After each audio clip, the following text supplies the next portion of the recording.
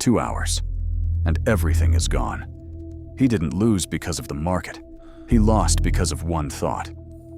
I'll make it back. At first it looks normal. Minus 2%. Uncomfortable, but manageable. Minus 5%. You're still calm. Minus 12%. And that's where the real story begins. At that moment, the trader stops trading the system. He starts trading hope. The stop loss feels too close. The position size feels too small. The leverage feels insufficient. Because now it's not about the trade, it's about regaining control. The market doesn't know you need to make it back. It doesn't care. But your brain hates locking in losses.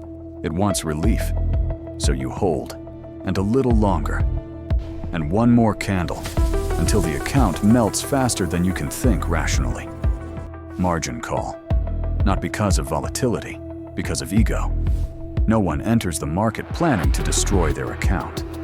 But many enter without a plan for what to do after a loss. And that's where everything breaks. The market doesn't destroy people. The absence of rules in moments of emotion does. The problem isn't the strategy. The problem is that it disappears when fear appears. And if you think this can't happen to you, that's exactly when it does.